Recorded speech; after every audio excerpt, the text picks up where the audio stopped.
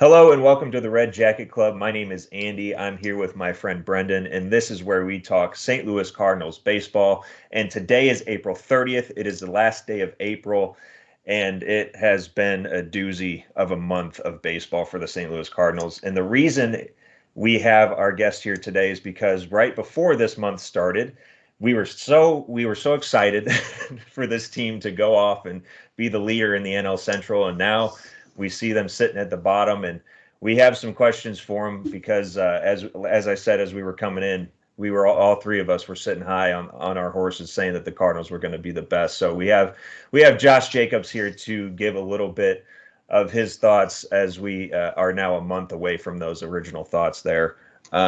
Josh, Brendan, it's been crazy this April. I guess, Brendan, I'll start with you since you are my co-host. What are your thoughts as we head into May after this long and treacherous month of April? Well, yeah, I mean, obviously we're going to get into how important May is going to be for us, but looking back at April, it's not fun. We're not ending the month very well. We just lost to the Dodgers. They're actually going to play the third game here in about 20 minutes or so. We lost 3 to the Giants in a 4-game series. I mean, and we still have yet to win a series opener, which we mentioned last episode how important that probably is for us, even though Marmal doesn't think it's very important at all. We disagree with him big time. Getting that first win is important, and we still have yet to do that. But I don't know. It's to the point where you can't say, oh, it's still early. It's to the point where it's like, okay, they need to start making strides and showing the talent that they have, or else, I mean, if we have another bad month, it's not looking too great. Not great at all. And Josh, welcome back. We're happy to have you. Hate the circumstances. but what are your thoughts? I've been reading a lot of your stuff, and I completely agree with you on many of those points. But just your quick thoughts on where we sit at this point with the Cardinals. Yeah. You know how they, like, preseason will do, like, hey, we simulated the season 100 times and this happened. This has got to be like the 1% time start. Yeah, like, it's like, hey, technically it could happen, but like 99% of the time they're fine. And everything that can go wrong, it's so frustrating to watch because it's like the offense, underlying numbers, even like non-underlying numbers, like where they rank in OPS and WRC plus, all of it, they're good. And then they put up duds when they need to score. And then when they do score, there's implosions for the pitching, and then there's good managing in the games that they're down, and then they need a good decision from Marmal and it goes wrong. It's so hard. We'll talk more about it, but it's so hard to believe that they've got to this spot. I know other people would probably say we saw it coming, the pitching was bad, blah blah blah. I get it, but no one could have thought they would be. So they 19 or 9 and 18 right now. 10 and 17. Yeah. 10 and 17. I honestly get sick of looking at the record at this point. It just depresses the crap. Yeah. And so, right. Man. So, yeah, it's so frustrating. I mean, yeah, when you look at the NL Central standings, we've been doing this about every Sunday we record. The Pirates are at the top with 20 wins before, I guess, they play today, I would assume. 20 and 8 in first place. Brewers are 18 and 9 in second place. Cubs are 14 and 13. And the Reds are 12 and 15 before our beloved Cardinals that are in last place at 10 and 18. And it's absolutely crazy that we're at this point. Like you said, it's kind of like Doctor Strange sitting there in Infinity War going over 4 million different scenarios, and then he finds the one where, well, they win, we lose, and it's really crazy that we're sitting here talking about this because, like I said, the last time we met, we were so high and hoping that this team was going to be what we thought they could be. And regardless of what you think about the pitching and what Marmal should have, or not Marmal, Mozeliak should have done in signing another pitcher, at the same time, when you think about it, and especially after their spring trainings, Matz was pitching well. Woodford was pitching really well.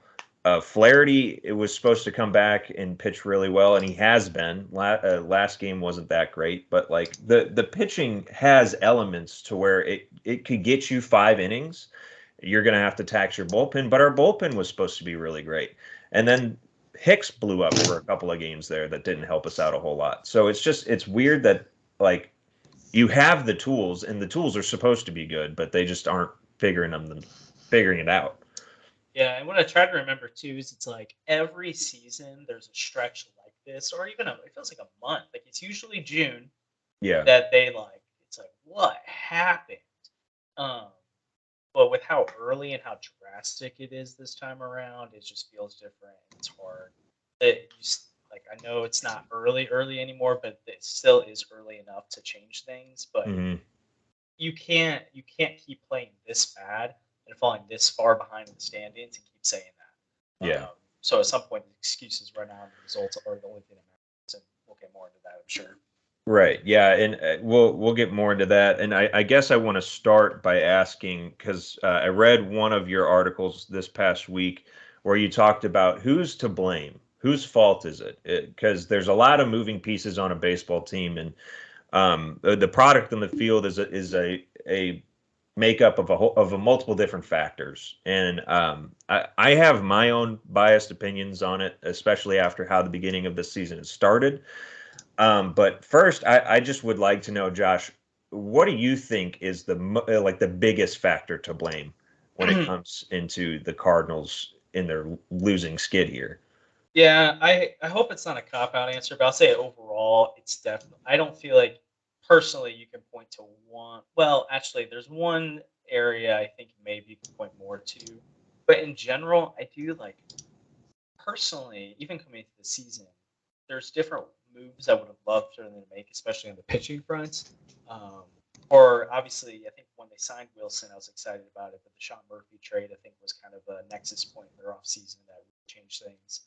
Um, but overall, I was like, I don't blame them for coming into spring with so many young bats. Like, if they had traded away Nolan Gorman and Gordon Graceffo and like just random guys like this, and they blew up for other teams, and they're having this kind of start, like we think it's bad now. Like imagine how much worse it could have been. So Hmm. I don't blame them for saying, hey, we're going to hold on to our guys and make decisions once we feel confident. No, rather than giving up someone and it becoming a Randy Rosarina situation again. I don't blame them for having 5 starters already that are fine and it's hard to replace them. So, okay, we're going to roll with them for now. I don't blame them for a lot of the decisions they made. It just, they've all went wrong. Hmm. And it's, at some point, it doesn't matter if you're thinking it's good or not. Like, the results are what matters. It's what we care about. I would say if I had to pick one party to fall into, I'd say this is an ownership issue. I I just am not convinced that if John Mozeliak had a bigger payroll to spend from, he would not do it. Like, I think this is a product. I don't think this means Mozeliak or Michael Gersh or Randy Flores or any of the front office is clean hands in this. But at the same time, they are kind of forced to operate like a middle class team. And where I would say maybe they've gone wrong is just because you have that kind of budget doesn't mean you have to invest in middle class moves all the time. Like the amount of times they've given out bigger deals to a guy that's hopefully going to be a number 3 starter. Like doesn't even have the upside to be a top end starter. Hmm. But what we hope is that they're a 3 starter. So if something goes wrong, now we have an asset like Steven Matz that really isn't even a rotation worthy piece right now, who's making probably the 5th most on the team, or a Mike Leake from years ago, or a Dexter Fowler type move. Like they keep fishing in the C plus tier with big money, and then hoping that their young talent is the difference makers. When it should be the opposite. You should be fishing with your big money to go after difference makers, and then whichever young guys rise to the surface and are impact players, that's gravy. Most of them are probably going to be complementary pieces like they are right now, obviously, they've done great with spending on Goldschmidt and Arenado through trades and extensions. But now you look around and their big acquisitions. Wilson Contreras is a step in the right direction. Um, but it's Adam Wainwright at 17 million. It's like, okay, like hopefully he's a 5 starter. Stephen Matz at 11 million a year. Okay, hopefully he's a 4 starter, 5 starter. Miles Mikolas, hopefully he could be a low end 2 starter. There's just not a lot of upside moves being made.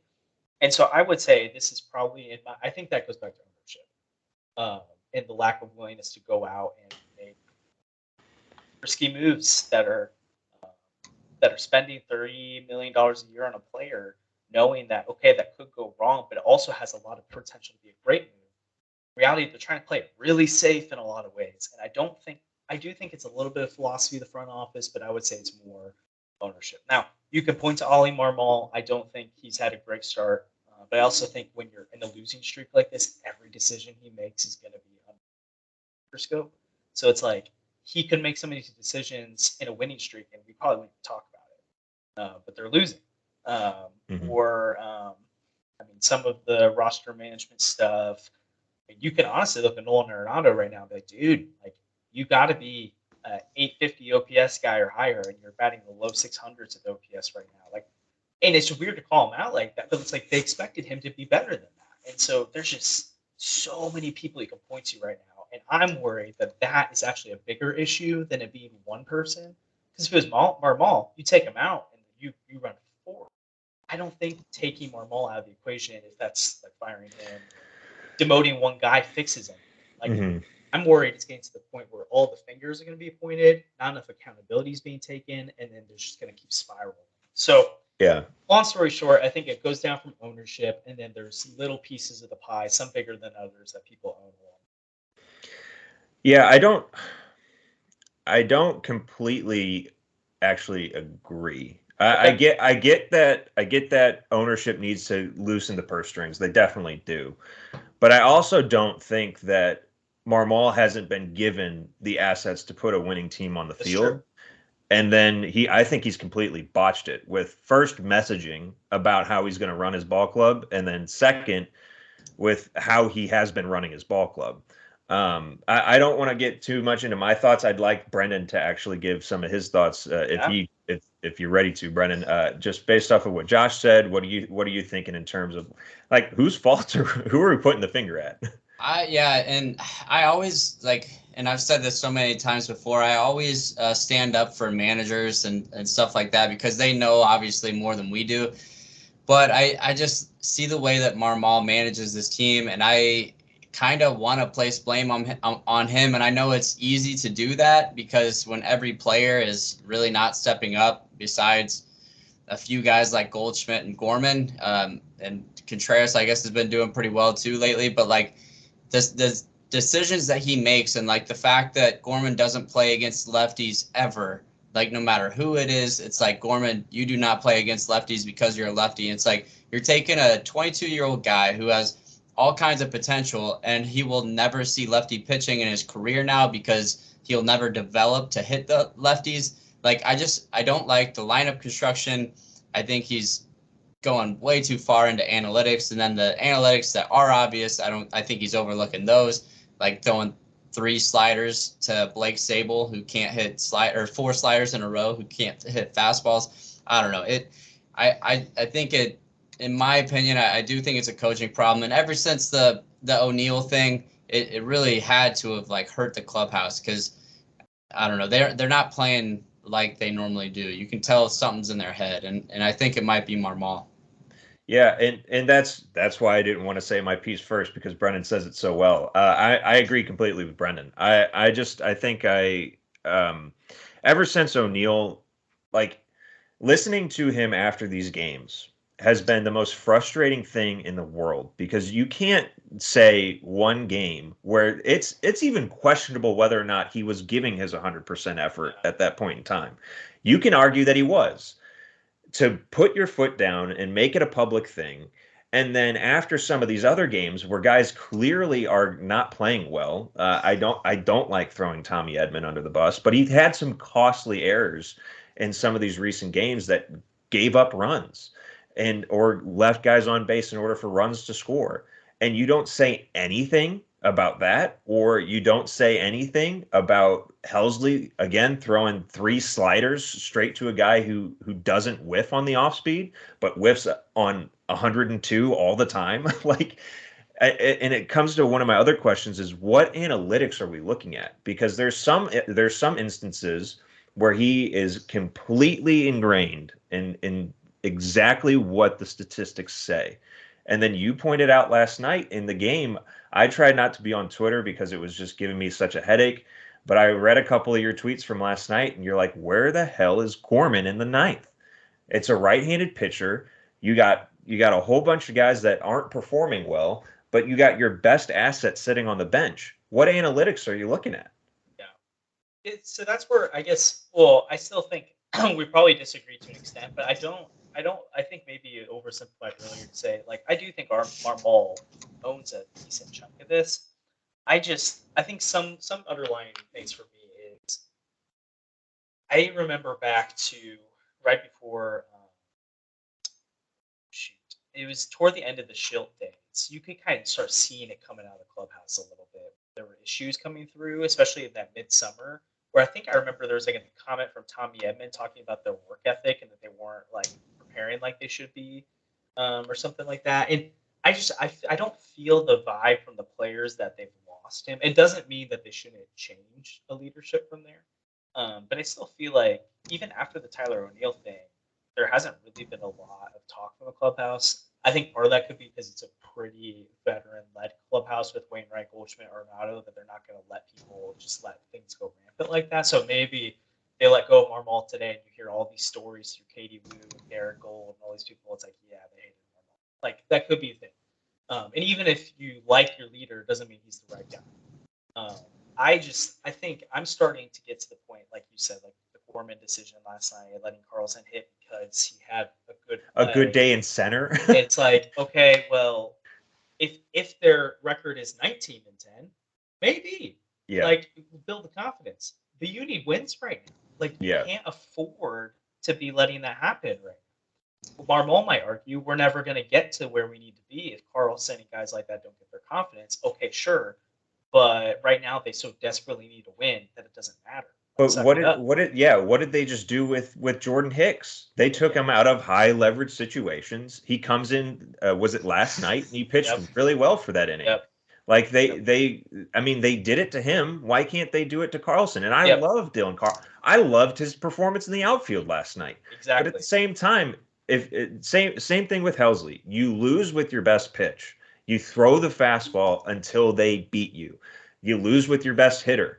You put Gorman in because that's your best option. I just it doesn't make any sense. And it seems like that's often the rule more than the exception, is that he's making all these judgment calls and they happen to be based off of some analytics, or now he's making them because he wants Dylan Carlson to feel good. Well, before you said that your version of baseball was X, and you've completely flipped the script, which then doesn't help your ball club understand what the way, like which way things are supposed to go. Like I just don't get how you can manage like that. I would agree. That is something that I either needs to change or it's going to become a very problematic narrative for him. As you could, like you pointed out, the Hicks versus Carlson situation, you could say they sent down Walker to work on some things. Why don't you do that with the Dylan Carlson? Like the Helsley pitch selection stuff. I mean, I don't know how you would handle the Nolan Arenado thing. He's earned enough in this league to get to work. You can't. Nolan Arenado, and you don't you can't call him out. Because he works harder than anyone else in that space. But then Tommy Edman, it's like I love him too, but like he's had costly errors in some games. O'Neill, like his strikeouts have been up a lot, and I even talked recently about in one of my stories that his underlying stuff shows he is like ready to break out. That's not happening, and so it's just weird that depending on the day, depending on the play, depending on the player, he kind of changes his tune on it. And some people are of the school of thought that people need managed differently. So how I treat you isn't how I'm going to treat this other person. You need different things from me. But when you say this is the standard we play at, and I'm holding everyone accountable to it, and then it almost felt like that was a turning point for this club in a way that I didn't expect. Where it's like I thought it maybe would affect Tyler O'Neill. Now it feels like everyone's playing tight, afraid they're going to mess up, and then they don't know how he's going to respond. Are they going to publicly call him out, or is he going to be like, well, we should have been better today. It's not all one player. Am I going to get demoted playing time, or am I going to get sent to AAA, or am I going to get to play tomorrow?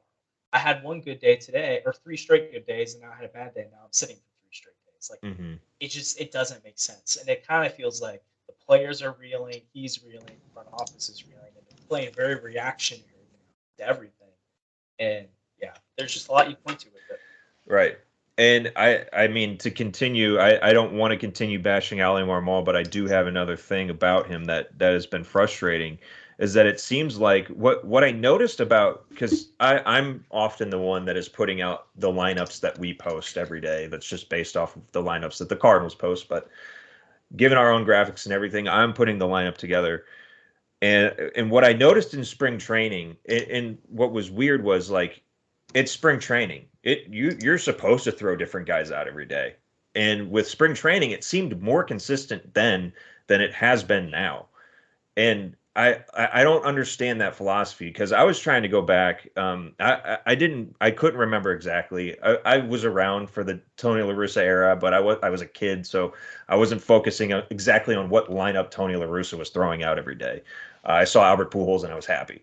But when it came to like the 2004 lineup, I went back on Baseball Reference and I was just trying to see, like, on random games from the beginning of the year to the middle of the year to the end of the year, what did it look like? And things that I noticed were they had a consistent leadoff guy, they had a consistent core, and usually the last couple of guys in the lineup were the same, because, I mean, back then you didn't have a universal DH, so that's kind of where you put your worst hitters.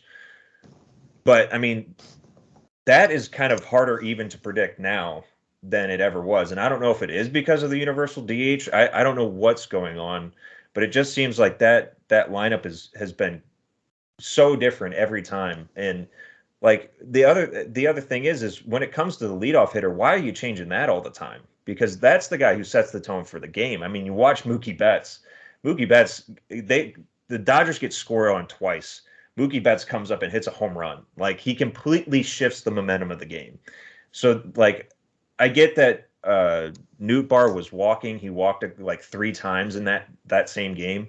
But, like, if Nootbaar's the leadoff guy, make him the leadoff guy. Give people roles. That's the other thing that I don't think this team has, is roles. And I mean, obviously, Yachty played a big part in that. Like, Yachty had the role of the team leader, and then you bring back Albert, and Albert's up there too, and like, it just seems like it's kind of sputtering out of control.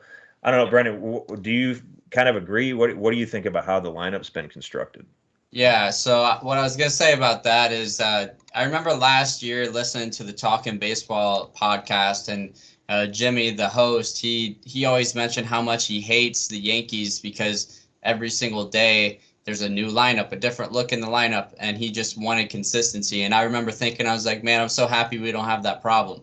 That was a last year thing, and now this year I can't predict the lineup. I remember, like, typically I could go to games and just like name off what the lineup's going to be, before it even comes out. But now it's just like, who the hell knows what it's going to be on a given night. And I understand platooning and stuff like I don't know, platooning like a guy like Carlson. But in my opinion, man, we shouldn't be platooning guys like Gorman. I mean, Gorman is one of our hottest hitters. Just because it's a freaking lefty pitching to us, like, Kershaw may be an exception, but like, I think we went against, I don't know, like Kyle Freeland or something, and he didn't play in Colorado. It's like, are you serious? Like, this dude's a beast, and you're keeping him out of the lineup just because there's a lefty on the mound. Yeah, those are my frustratings. It's like, or frustratings. No, I made up a word, but those are my frustrations. It's like, yeah, give guys roles. You're the leadoff guy. You're the 5-hole guy. You're the second leadoff guy in the 9-hole. It's like, they want to come to the ball field knowing where they're going to hit that day, unless told otherwise, instead of, I don't know if I'm going to play. There's a lefty on the mound, so I probably won't. It's kind of silly. It's too far, in my opinion.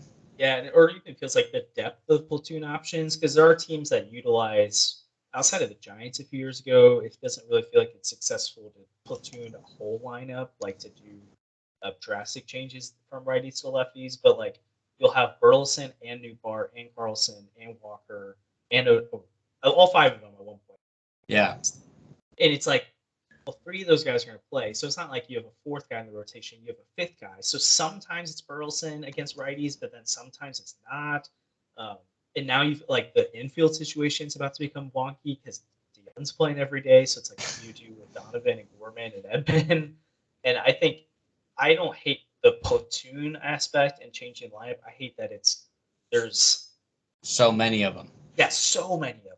Yeah. And like to your point, like a Gorman, it's like if they really think this guy is a budding star, even our Marl said recently, yeah, we need to try him against lefties. We got to see what we got. I don't. Has he started against a lefty in the last week or so? I don't remember. I don't think so. They've only Kershaw's the only lefty they faced in a little bit, but still, like, it's baffling. And so part of me that goes back to a little more front office because I do think there is a little bit of a tricky part unless you just want to turn Burleson or Young or Donovan into like you're playing once a week. Like you do have to do these wonky turnarounds for it. So I think there's an article we might talk about at some point. It talked about how to kind of maybe save their development a little bit. I do think you just need to start sending guys down to Memphis if they're not going to be like a Carlson. If you're not going to be playing consistently. Yeah, they definitely need to make a move. And I don't know. I mean, obviously, not a lot of people are selling this early or trying to trade this early. But at the same time, I did read that article that you mentioned, and it seems weird to keep throwing Burleson in the lineup consistently, just waiting for him to connect with that ball. Because when he does connect, it goes a really, really long way. And I don't disagree that that's an asset, but more often than not, he's not going to connect with the ball the way that you want him to.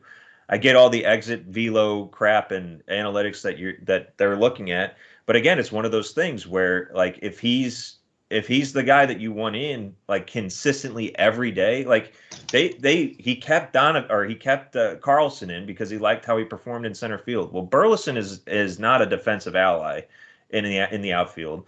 And he's, I mean, again, connecting every once in a while on some of those hard hit balls that leave the yard. But like, I just don't see the benefit of keeping him in the lineup as consistently as he does when now Tommy Edman and Brendan Donovan are fighting for playing time. Yeah. Like, what are we doing here? I like your suggestion. Put Donovan in the outfield. If you can't figure out what to do with DeYoung being back, put Donovan in the outfield and make Burleson sit because that's the only thing that makes sense. Yeah, because realistically, Ollie likes to get Goldie and Arenado off their feet for DH weeks. That's 2 appearances. And one of them usually probably sits altogether once a week, too. So that's 2 to 3-ish opportunities for Donovan at first and third. Middle infield, you've got Gorman, Edman, and Young right now. So that's kind of a logjam. Like you said, I would much rather have Donovan playing right field, for example, multiple times a week over Burleson against righties right now. Unless Burleson starts hitting again. But I do think that's another part of this that's frustrating is it's like they roll with a guy and then he stops hitting and they immediately change to someone else and then he doesn't hit either. So it's like, well, who's in the lineup today? Because O'Neill came in and went 0-4, but Burleson was 0-3 the other day. So who plays? And I think the lack of consistency from their end is hurtful. Well, yeah, and then that doesn't set that standard that you talked about, or that we talked about, and that he publicly stated as the standard. Like you can't then say that O'Neill's the better guy today when he went 0-4 and the other guy went 0-3. Well, who is that standard? Yeah. I don't get it. I do think that could definitely be playing into their lack of hitting with runners in scoring position and their lack of slug right now. Because if you're really tight at the plate, I feel like a Tyler, a Walker, those kind of guys are like, okay, I just need to put the ball up the middle. I need to get the ball out of the infield and just get on base because I'm 0-2 right now. I can't go 0-3 and sit the next day. Mm-hmm. And so I do think when you're pressing, you're probably not going to be crushing those pitches that you need to be more likely. And they don't have a problem getting guys on second and third base. It happens all the time. But they, for some reason, can't get them home.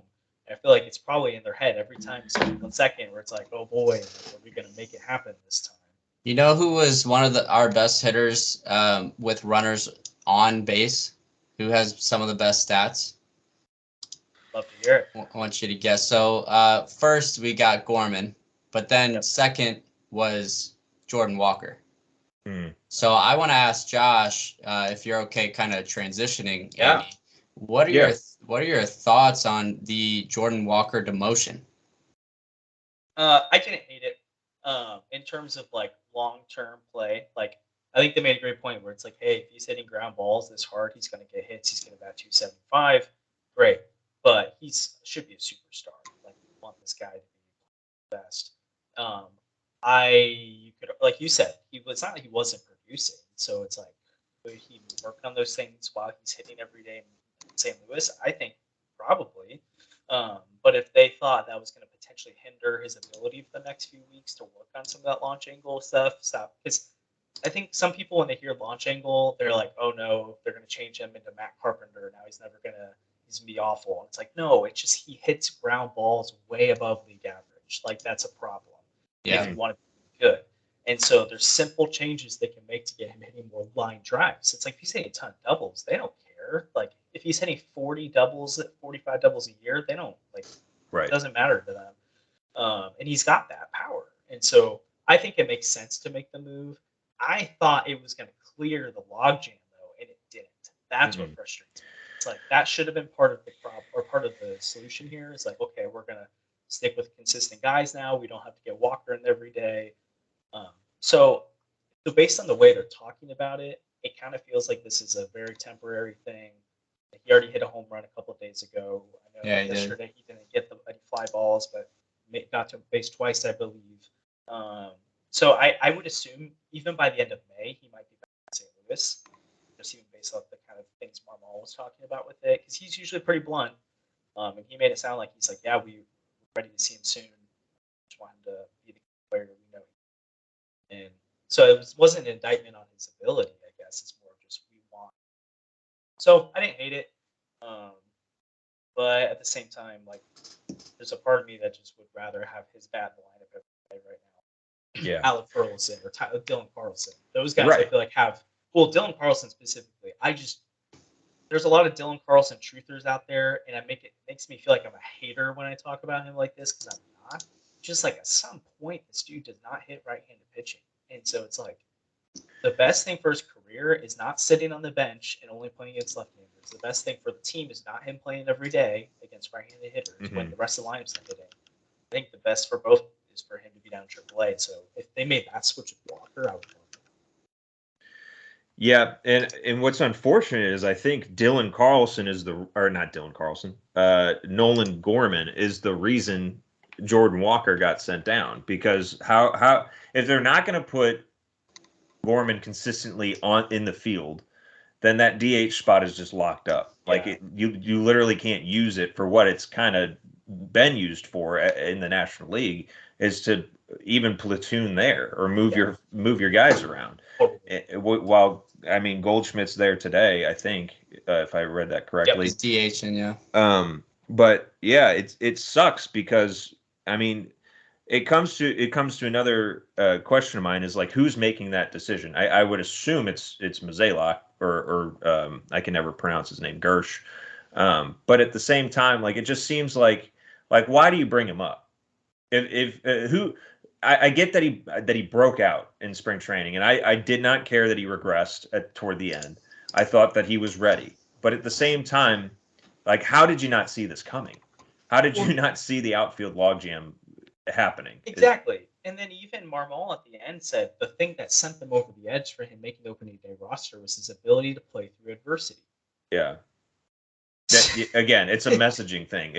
They said Dylan Carlson's the starting center fielder. They said Tommy Edman's the starting shortstop. Like, all this messaging they keep saying and hoping that we're forgetting, because the news cycle is a 24-hour thing nowadays. Nobody remembers what anybody said.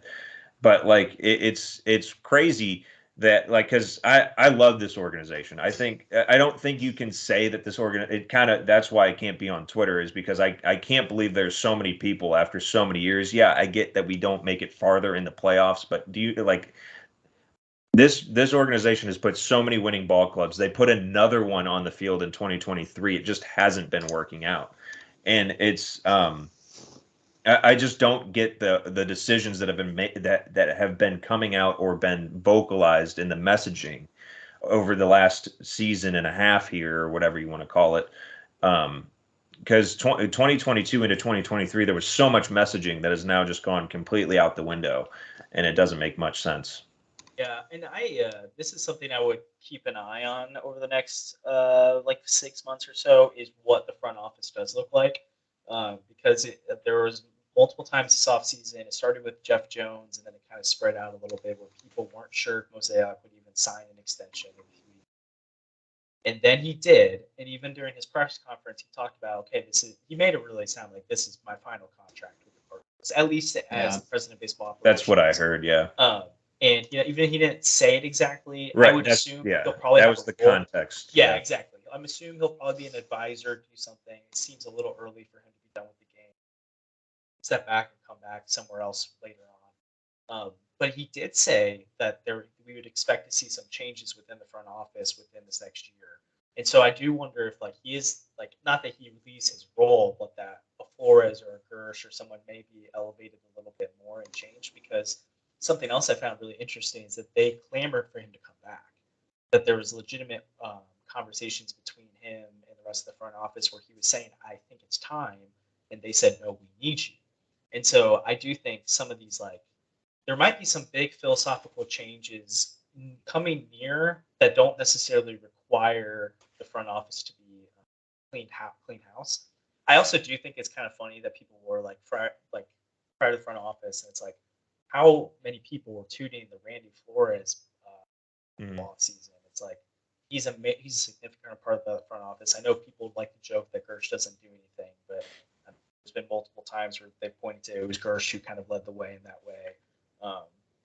So I think some of this, whose decisions is it? It's kind of hard to say based on how they run their front office at this point. That could be a Gersh thing, it could be a Mozeliak thing.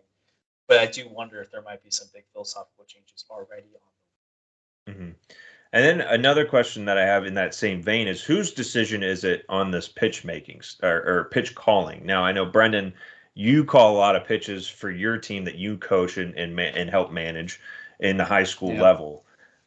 Are we because I tried to see where Contreras is looking, but I guess because pitch clock and how they're having to produce these games nowadays, I'm never really seeing him look into the dugout. A lot of people are blaming Contreras for the pitch calling that's leading to game-winning home runs for the other team. Is it, again, can we bash Ollie again?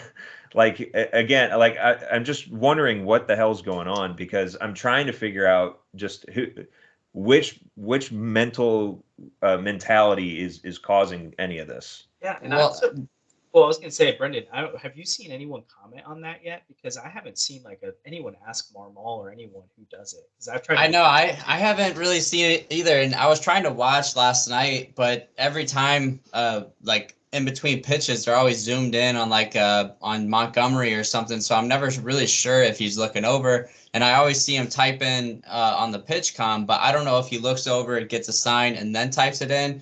I don't know how it all works, but from what I see personally, as being a high school pitching coach, I guess I'm not necessarily a pitching coach, but I do call pitches for the game, and we're messing around so much. We're so afraid to go after hitters because, to be honest, we're missing spots still, and they're hitting the shit out of it. So if we leave anything over the plate, it's getting hit, and more times than not, we're gonna leave the fastball over the plate, so we can't really challenge people with the fastball. So Montgomery's throwing curveballs and 3-2 counts and doing whatever he can to miss bats, but we got to realize that the fastball is, especially Helsley's fastball, is one of the hardest pitches in the game to hit, and you got to keep them guessing. I think a lot of them are just sitting breaking ball and just because they know that we're not going to challenge them as much as we probably should be right now because we're on our heels. So that's what I'm seeing. Yeah, and it's interesting because there's multiple layers to it too. I did see a stat where someone compared the team ERA when Knizner's catching versus Contreras, and it's a whole run higher when Contreras is catching right now. So that indicates something. I don't know if he's pitch calling that, because also framing comes into play with. Or is it more innings? It could, and also definitely could be right now too, because you are early and Knizner hasn't caught that much, so it's hard to really say, but that's something. I just struggle to think that it's a more again, it's like a lot of things. Maybe there's times where it does come from Marmol. I would probably say it's a Dusty Blake and whoever's catching that day, because Marmol has so many things going on. If he was calling all the pitches too, I'd be I just don't know. I guess are we blaming the coaching staff? Because I don't think that it is 100% Contreras' fault. Oh yeah. And I don't know. I just saw a lot of people again trying to tie it back into Twitter and how much of a black hole that is. But people, I think I saw a poll today saying, "Would you still sign Wilson Contreras today if you knew what would happen. And I don't see any reason not to. Mhm. I don't even understand why we're posing the question. So That's a silly question, in my opinion. Yeah. yeah. I do think the only way I would say it's different is if a Sean Murphy trade could have happened. Because We wouldn't have Gorman though. Or Walker or win. It depends. Yeah. It depends on what would have happened. Because if you look back at the reporting, they wanted a package of Nootbaar, Donovan, and Graceffo. The Cardinals were willing to offer 2 of the 4: Nolan, Gorman, Dylan Carlson, Juan Yepes, and Alec Burleson. So there's scenarios where they give up 3 very impactful players, and that goes terribly. There's other scenarios where you give up, not that I want to, but you give Dylan Carlson, Brendan Donovan, and Graceffo or something like that. It's like, okay, so now you have Sean Murphy, who's one of the best defensive catchers in baseball. Last I checked, he had over 1,000 OPS on the season too. And then you also could have gone to Cody Bellinger, or you could have maybe invested in some more. Joey Gallo. There's other people you could have gone after. So yeah. I do think it's too, like, Contreras signing it's great. I'm not gonna say it's a bad move, but I do think might look back in a year or two at that Sean Murphy decision in a very like, wow, they dodged a bullet, not giving up guys. Or you could look back at it and be like, man, like they could have really reshaped this roster in a different way. I think it's far too early to tell, and definitely no one should be jumping off the Contreras bandwagon. No, I don't think so either. But also, who's like the pitch selection stuff? Like the other day, that Giants catcher, I can't remember his name now. Sable. Yeah. He was saying that he was seeing sliders from Cabrera as well. And it's interesting because if you look, like Brendan talked about, he's terrible at hitting fastballs. I think he was said that. But then they also talked about how he has like one of the highest whiff rates against sliders too. So it's like when he hits it, it goes far, but he doesn't hit it very often. Mm-hmm. But like it's just like, okay, 4 sliders in a row though is ridiculous. Exactly. I mean, so it's like, mix in a high fastball. That's my favorite thing to do is get ahead with 2 breaking balls and then throw the high fastball. It's like it's almost automatic if you place it right. But like 4 sliders in a row, especially to a lefty, like that's coming into his barrel. Yep. Like it makes no sense that our pitch calling happened the way it did. And honestly, Helsley needs to just take the reins there and say, no, dude, I got to throw my fastball here. Like it's just, at this point, I think everyone almost is to blame. I mean, I don't see anyone really stepping up and making their own decisions. I don't know. Everyone's not playing very well. So and that was what I was going to bring up next is that then you look at the play on the field, and in this last series or the last couple series is here. Oh God, did I lose my statistics? Nolan Arenado, he's like 4 for 34. He hasn't hit any extra base hits. He's not. There they are. He's not slashing well at all. He's got 10 strikeouts, and he's a slashing 188 or 118, and 235. And you brought up talking about Tyler O'Neill and his expected stats, and he's apparently about to break out. I'm hoping that it happens, but I'm slowly falling off the Tyler O'Neill train. But looking at Nolan Arenado's expected stats, they're no better. Like they aren't showing any type of expected breakout. So like I love Nolan Arenado. Everybody loves Nolan Arenado. But I mean, when you have the leader of your team not playing well, and I mean, yeah, you got Goldschmidt kind of compensating, but at the same time, like there's a lot of play that's on the field also that can be to blame to causing this big mental block that is the Cardinals right now. Yeah, I'll comment on the O'Neill stuff real quick and then go over to the Arenado. Like if you look at his baseball savant page, you've got expected slugging percentage in the 76th percentile right now, expected his percentage in the 69th percentile, hard hit percentage 79th percentile. Like the Ks are in the 9th percentile though, which is killing him. It's like, dude, so like the other line numbers are there. To your point about, dude, like there's a video the other day after they had that blowout win over the Giants, and it's like he looked so mad, and the rest of the team is excited. They were coming on in. They're excited. They looked pumped up, but Arenado like threw his bats at the ground and just kind of went going. And I get it; he's not playing well, but I do think that his performance has to get better. it just feels like there's some aura with him right now that's not rubbing off very well with people. Now, I say that very like hesitantly because I just don't know how you critique the guy for the most part because again, he is just the kind of guy that would walk through the car and rile people up and say this is not good enough. And so you can't like no one's going to question his effort level and his commitment, but it does kind of feel like he's not helping the situation by just like kind of it's like throwing a pout right now. Honestly, Yeah. kind of pouting about how he's playing, and there's some swings where it's like what?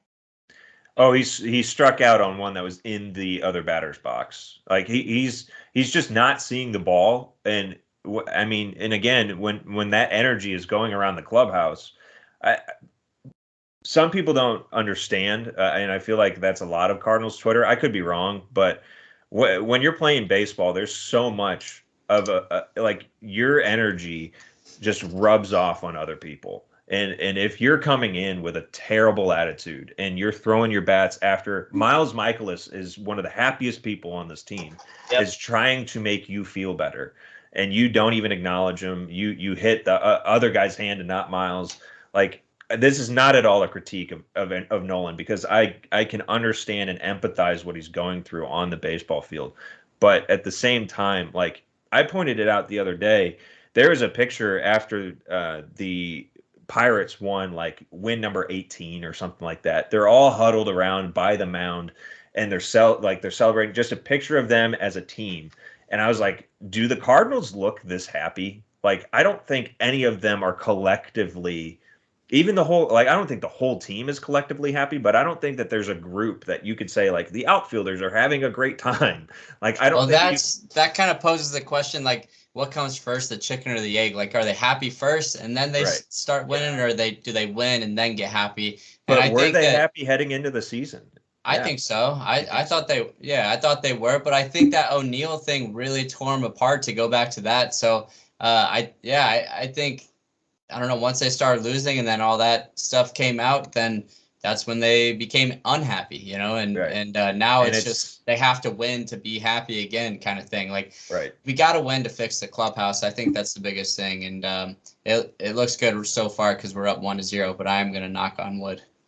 Yeah. Well, speaking of when to be happy, we were talking about how May is supposed to be an easier schedule. I thought that April was like a 50-50 schedule. I thought that there were some teams that we could beat up on.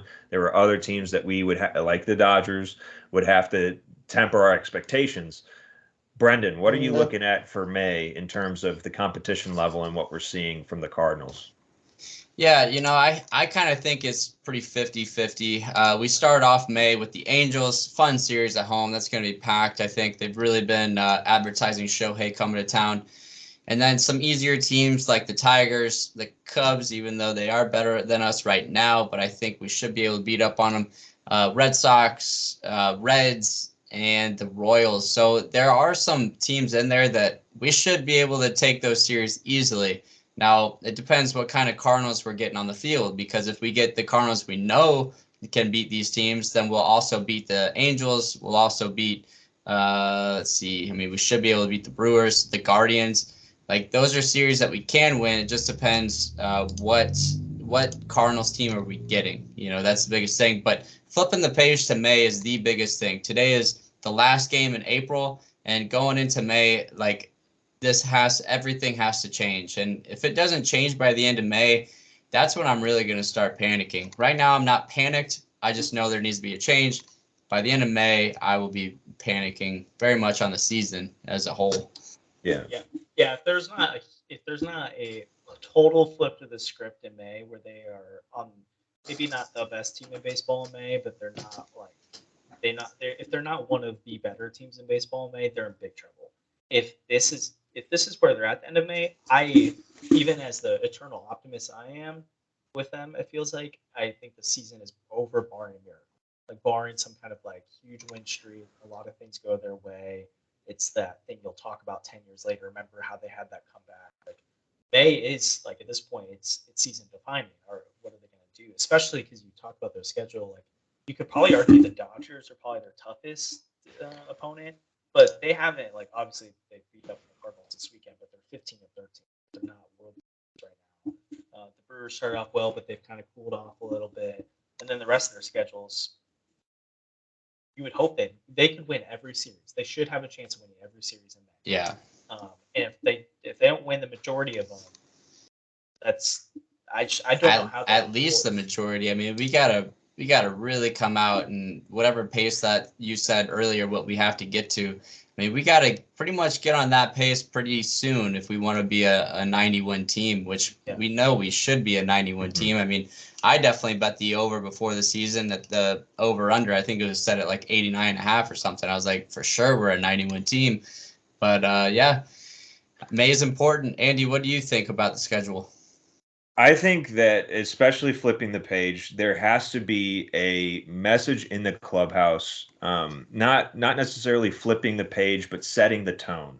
Yeah, like you can forget about the month of April, but you have to come into each game thinking we need to score first. We need to have a leadoff hitter that's going to set the tone for the game. We're talking about Mookie Betts. He came up first at bat, hit a double off the wall. Again, we don't have Mookie Betts, but we need a guy to have the mentality of Mookie Betts. We need to win the first game of a frickin' series. We just need the mentality should be set the tone, and then play it small. Like again, we looked at the schedule. All of these series are winnable. When I say play it small, when you're looking at the box score, you look at each individual inning. And you say, I'm going to win this inning. You can't go out there, get 2 runs, and then be Jack Flaherty and let up 2 runs. Like, that's been happening consistently, and that needs to stop. I think going up against the Tigers, the Royals, and I think there's one other low-tier baseball team, the Reds. Going up against all of those teams need to be slump busters for everybody, and again, just set the tone is all I have to say, because we haven't been, and that's been frustrating. And I feel like that's why I even kind of hesitate to be like, we're up 2-0, right? But it's also the last game of the series. That's happened almost the last game of every series. They've found a way to win. I do kind of feel like they're going to reach this point where even if we can say there's someone who owns I blame them up, they're just going to have this game or this series where so much stuff starts to go right that, like, insert this player's name, whether it's Nolan or Arenado has like bat 600 for a series and hits like 4 home runs, or like there's going to have to be a couple guys who just come through in a big way, while also there not being these blow up mistakes from other people that maybe will get that momentum going, where maybe they hesitate to celebrate when they win one game, but maybe if they get a sweep, or they sweep the Angels to start the month, or something like that. Maybe that's what'll finally get the momentum going. Because it just feels like every time there's even a big moment in a game, the very next inning there's something that just feels even worse than what happened. Mm-hmm. Or they get a big win and then there's 3 straight terrible losses. Like, they have to start compounding little victories so that they start to get that morale back. They start to get that belief back. If that doesn't happen, I don't like we've talked about. Pitching can have a great game, and then the offense doesn't. Like, at some point, there's got to be some kind of unifying moment that we can point back to, and I don't think anyone can predict what that's going to be. But I think just at the end of the day, that's what's got to happen in May, and I'm hoping it does. That's kind of what we were saying toward the end of the last episode that we had with you, Josh, is that, like, we're hoping this team is exactly what we expect it to be. So, we might want to delete that episode. Exactly. I'm sorry. I'm just distracted because I'm watching Gorman try to play second base. I saw that. Hey, it's a beautiful play. And Donovan, holy crap. They looks like they did get him. Yeah. It's a good play. Yeah, man, I don't know. You're right. Finishing off, like, it's always ending on a high note, but then, like, we'll win 14-5 against the Diamondbacks and we'll go for the next 4 games and lose. I don't know. We also need to stop hitting with 2 outs. Yeah.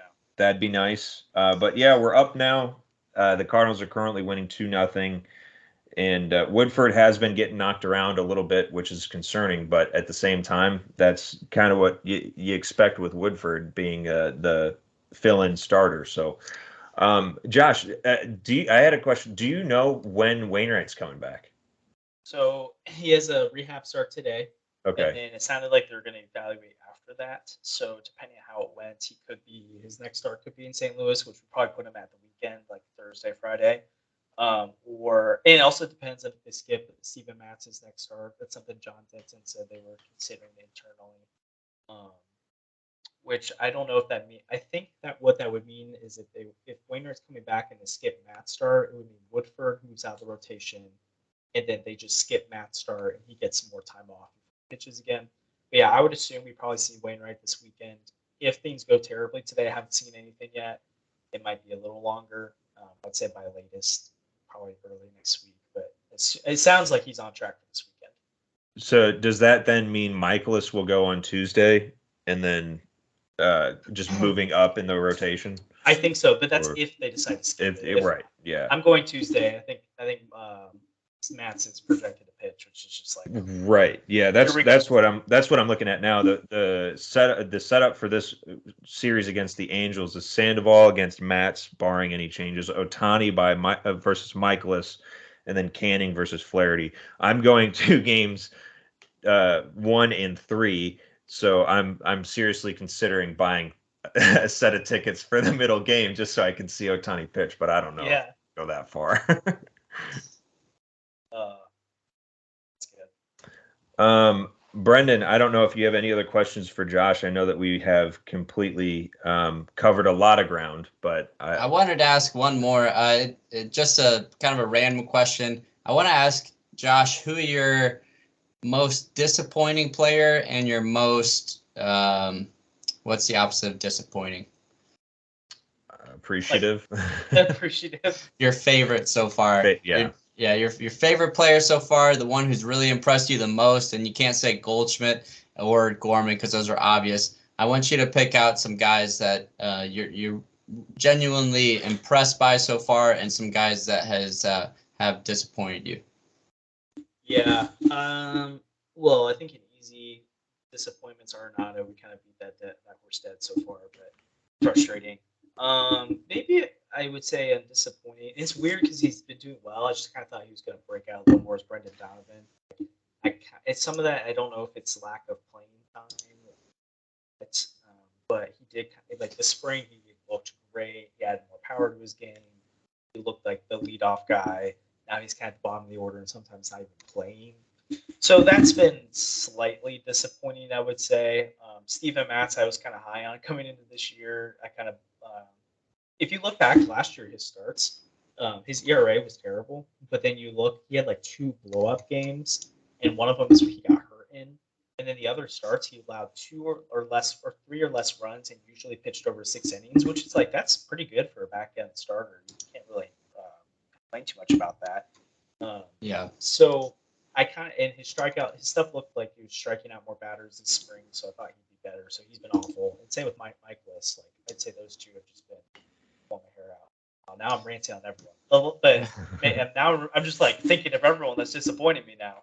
And then Ryan Helsley, just like, bro, like I thought you were the shutdown back of the bullpen guy. Again, don't know if it's lack of usage or what. So there's a lot to name there. Breakout or like a guy that's like impressed me a lot. I would say Nootbaar, because I was not a hater, but I was definitely kind of the guy who was like, why are we all on the Lars Nootbaar bandwagon at the end of last year? Because of his name. Yeah, it felt like it really did. It was like, okay, it's fun. It's a fun name. He plays it sometimes, but he has been great, and so his on base percentage is incredible. He slugs pretty well. I mean, he's got room for improvement. But after all the hype he got this offseason and then the World Baseball Classic, it would have just been so Cardinals for him to have flopped, and he hasn't. And so I've been impressed with that. And then Jordan Montgomery is the other. Sorry, I've got three. I just keep going. Jordan Montgomery has been a stud. He's had a couple bad starts, but for the most part, carry. And I've liked Jack. I think started off really slow. But Jeff Passan put him on five concerning players list. He put both Walker and Jack Flaherty on there, and both reasons are kind of weird. But then he cited Jack Flaherty is a super high walk rate. It's like, well, when you walk 10 guys in your first start, and you've only started 6 games, it's gonna take a while for that walk rate to go down. But looks like by mid-season, I wouldn't be surprised if we're talking about him like, okay, I feel maybe not like we should win when he goes up against a Verlander or a Scherzer, but that you don't feel like you're in a hole, I guess. Like he's looking like the kind of guy that by October they can get there at this point. He can match up with guys. You still need another guy at the top of the rotation, but you could have told me at this point in the season, Jack is basically a 4 or 5 starter. I wouldn't have been surprised. Or he's hurt, but he's not. He's pitching well, and it feels like it's getting better. His last start wasn't that great, but for the most part, it's been getting better and better each start. So I've been impressed with Jack because him and Nootbaar both had huge expectations on their shoulders coming into the year, and they've delivered, I feel like. Yeah. I'm going to say my 2, and then Andy, you can do this exercise as well if you'd like. I'm going to stick to 2 pitchers very quickly. Not ramble like me. Yeah, I got 2 guys. Yeah, tons of disappointments, that's for sure. But biggest one, Pallante. I mean, what the heck happened to him coming into the season? We were like, this is our guy. If we need to start him, we can start him. If we need him to close games, he can close games. He's down in the minor leagues right now. He has not impressed. So that's the biggest disappointment early in the season because we need him. And then I'm going to take Montgomery as the most impressive because I thought he would regress quite a bit, but he's looked pretty well so far, or pretty good so far. So those are my 2. Andy, you can go with yours, and then I think we're good to close it out. Sure, for sure. Yeah, my biggest disappointment this season is Tyler O'Neill. I get that we've talked about how he's got positive numbers on the expected whatever, but his stats right now don't speak to what I think his off season work that he put into the off season he hasn't shown that is the type of player that he is. I mean, he had a pretty decent spring. Or he had a very good showing in the World Baseball Classic, and he was basically their entire offense. And now he's not even a part of our offense at all. So that's been pretty disappointing because I really wanted him to come back and break out. And then I'm just gonna sound like a broken record, but I'm happy that there's one positive light in the rotation, being Jordan Montgomery. He's a guy that we can trust to go every 5 days, and I mean, he went almost 7 innings last night, so that's pretty stellar. If we can continue to have that from him, I'd be very excited. Can I ask you guys a question before we close out? Oh, yeah, for sure. What's your what do you predict for the month of May? Like, go any direction with it. You can be as vague as you want to, or be as specific. But how do you feel like the month of May is going to go for both? I'll go first, Brendan, if that's all right. With the easy schedule, somewhat easy schedule, with those teams that we mentioned being lower tier, I think there's a big positive swing for the Cardinals. I think that there's if the management can get out of the players' way, meaning stop looking at these analytics so hard and allowing the guys that are playing that are hot, like you can't sit a guy for a couple of games just because a lefty's on the mound, and then have him go cold. If we stop doing that, then I say that as Gorman just hit one to the track, but he's obviously still seeing the ball well. But at the same time, like, just get out of the player's way and feel the game, see how the game's going, and if we're feeling the game and feeling the players and allowing them to play baseball, I think that there's a positive swing for the Cardinals. So my answer to that, I wish I was a little bit more optimistic, but the first thing that came in my mind whenever you asked the question is 500. I think I want to say that we're just going to turn the page like we need to do, and it's all going to be better. And after April, we'll all forget about the struggles then we'll forget about the struggles to start the season. But I don't know. I think it's going to take a little while to get out of this slump. So I don't know. I hope we do much better, but I think we'll play around 500 ball in May. Hopefully not, but that's kind of my just my subjective opinion. Honestly, for being 8 games under right now, I think that's a positive swing. Like, yeah. I don't know about you, but I think that is the positive swing that I was talking about. If we can get back there and then start going off like this team should be doing, I think that's a good May. We should be much better. I would consider. I agree we good, should be yeah. much better, but I think based It's on a positive swing. what Yeah. April was, I think that's definitely in the positive. Yeah, because at least going 500 buys you time to go off in June, July, August, September. If you have another month like you did this month, again, miracle won't have to happen. Yeah. So we'll see. I'll say I think the month will go. They'll have one of the better half records in the league. So like all 30 teams, they'll be in the top 12 record wise. So they'll be better. I hope for better than that, but I do think they'll end up in the positive. They'll win a decent amount of their series, if not most of them. I do think what my encouraging sign would be is A, they're playing better, but B, the overall like chaos will fix itself, where you won't just look every day and it's a different issue. I think the issues will become glaring, where it's like, okay, like the lineup isn't the issue anymore. It's like we need a top of the rotation starter and the bullpen needs a couple more arms, or the outfield, there's clearly a hole in one of the outfield spots. Like I think right now it's like whack-a-mole, where every day it's a different issue. I think by the end of May you'll be able to name like what are the 2 or 3 things they need to fix if they're going to go on a run, rather than it being what day is it, because each day it's a different issue. So I think we'll be frustrated, but less. Like it's solvable. Right now, it's just like, what are we gonna do? Yeah. Well, right now they're trying to beat the Dodgers. It's 2-1. The Dodgers came back even after that good play by Gorman. A runner was able to make the third, and they knocked him in. I can't remember how though. Ground out. Okay. So 2-1. They're in the bottom of the third or top of the third. Bottom third.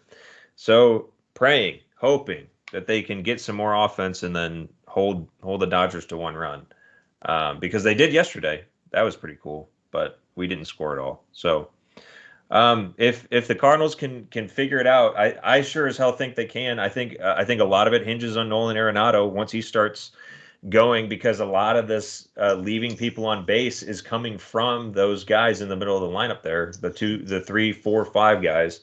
So once those guys start hitting with runners in scoring position, I think we see a completely different ball club. Josh, we thank you very much for coming back on. I'm glad we were able to talk about a month away from our optimistic podcast into our What Do We Do podcast. Hopefully we can talk more closer and not be so in a state of emergency, closer toward the All-Star break or something like that, and feel like we're in a better spot. But don't call me if it's under pessimistic. But yeah, let's hope. Brendan, any other thoughts, I guess, before we wrap up? No, that's it, man. Let's do it then. All right. Well, you can find Josh Jacobs on Twitter. Is it at Josh Jacobs, or what was it again? At Josh. Give it to him. JCOMLB. Yeah. Right. And then he's obviously at Redbird Rants. Check out everything there and what they do, because they do some good work, and I love reading their stuff. We appreciate you coming back on. You can find us at Red_Jacket Club everywhere you are on social media. And subscribe to the episode, or to the channel, like the episode, comment if you want. I know nobody has, but that's all right. Gotta ask anyway. But thank you for listening. If you've gotten this far, if you have any questions for us, we gave you the areas to find us. But we appreciate you for listening. We thank you for joining the club, and we'll see you next time.